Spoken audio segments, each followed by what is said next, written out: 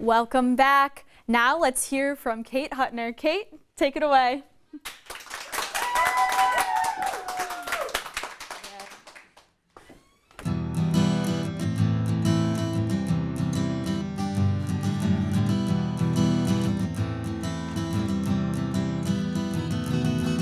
Let's go, cat call those drunken boys we know.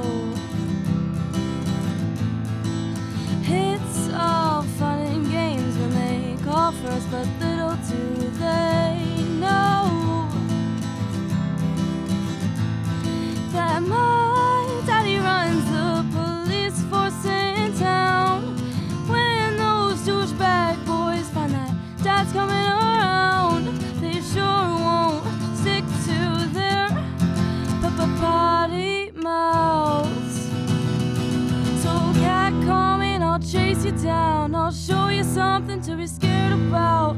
If you keep looking me up and down, I'll slap you right across that filthy mouth. 'Cause us girls are not just toys for you to throw around.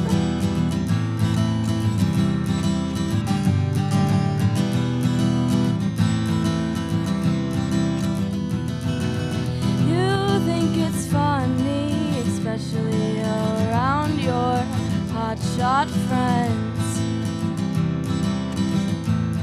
Well, you've got a rude awakening if it doesn't end. Oh, you're embarrassed with your actions now. Us girls know you like to scream and shout, but when consequences come, you pout.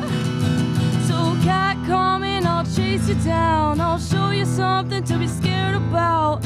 If you keep looking me up and down, I'll slap you right across that filthy mouth. 'Cause us girls are not just toys for you to throw around.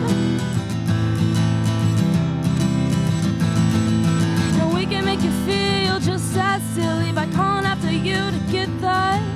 We can follow you back to your home to remind you not to go to bed alone.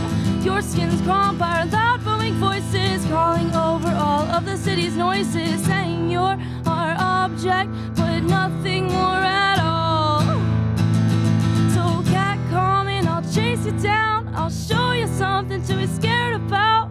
If you keep looking me up and down, I'll slap you right across the filthy mouth. 'Cause us girls are not just toys for you to throw around.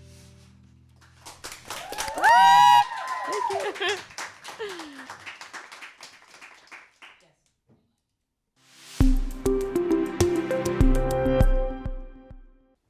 We're back now after that rockin' performance with Kate Hutner. Kate, thank you so much for being here and giving us such a cool performance. Yeah, of course. Thank you for having me.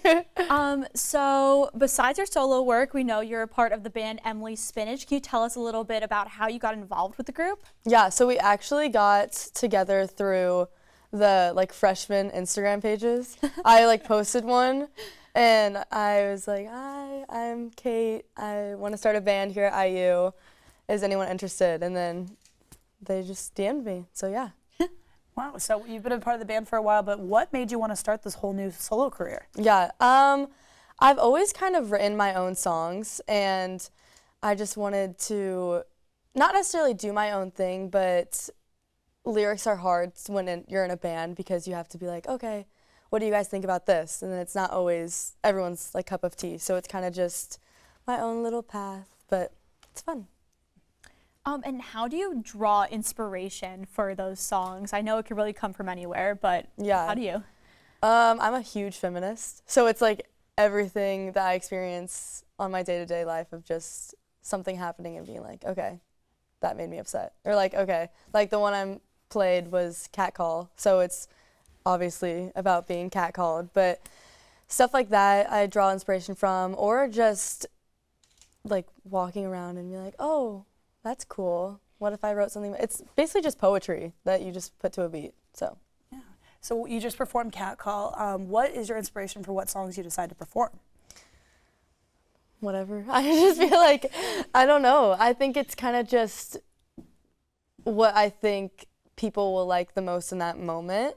I think, especially for shows like playing with Emily Spinach and stuff, it's who's hosting us, who are we playing with, and like when we're playing. So if we have an October show, we'll play like Halloweenish music and like Psycho Killer and stuff. But if it's more like spring, we'll try to do like a little bit more flowy. So it kind of just depends when we're playing and where we're playing.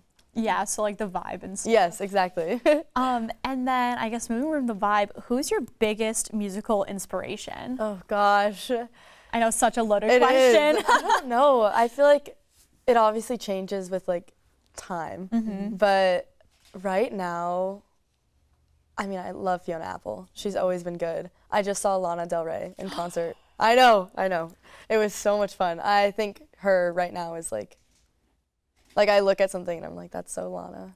Like it's just, it's huge inspiration right now. But obviously like Olivia Rodrigo too. I mean, I'm so jealous of her because she's doing exactly what I want to do and she's my age. So, but she's so good. So yeah. Wow. So where'd you see Lana Del Rey? I saw her in Tennessee. It was crazy. It was so much fun. If you could play at any venue ever, what venue would you play at? I don't know.